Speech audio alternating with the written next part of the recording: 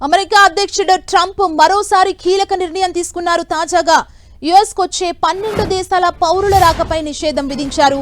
బుధవారం దీనికి సంబంధించిన ఉత్తర్వులపై ఆయన సంతకం చేశారు.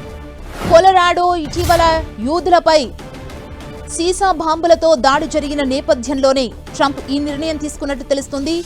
Afghanistan, Iran, Yemen, Myanmar, Chad, Congo, Equatorial Guinea, అదేవిధంగా Eritrea, Haiti, Libya, Somalia, Sudan దేశాలు ఈ నిషేధిత జాబితాలో ఉన్నాయి. కాగా Burundi, Cuba, Laos, Sierra Leone, Togo, Turkmenistan, Venezuela వంటి మరో 7 దేశాలపై పాక్షిక నిషేధం విధించారు.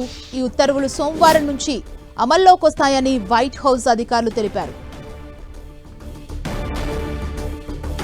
రెండోసారి అధికారంలోకి వచ్చిన అమెరికా అధ్యక్షుడు డొనాల్డ్ ట్రంప్ పలు సంచలన నిర్ణయాలు తీసుకుంటున్నారు. ఇప్పటికే పలు దేశాలపై సుంకాలు విధించగా తాజాగా ట్రావెల్ బ్యాన్ విధించారు.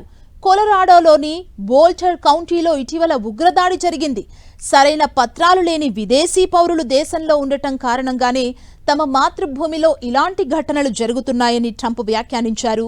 2017లో యూరోప్లో జరిగిన విధంగా అమెరికాలో జరగనివ్వం, సురక్షితం కాని దేశాల నుంచి బహిరంగ వలసల్ని ఇక అనుమతించలేమని స్పష్టం చేశారు. అందుకే ఈరోజు యెమెన్, సోమాలియా, హైతీ, లిబియాతో సహా పలు దేశాల ప్రయాణికులపై నిషేధం విధించే ఉత్తర్వులపై సంతకం చేస్తున్నానని ట్రంప్ ఓ వీడియోలో పేర్కొన్నారు. అయితే ట్రంప్ మొదటిసారి పదవి చేపట్టిన సమయంలోనూ పలు ముస్లిం దేశాలపై నిషేధం విధించారు.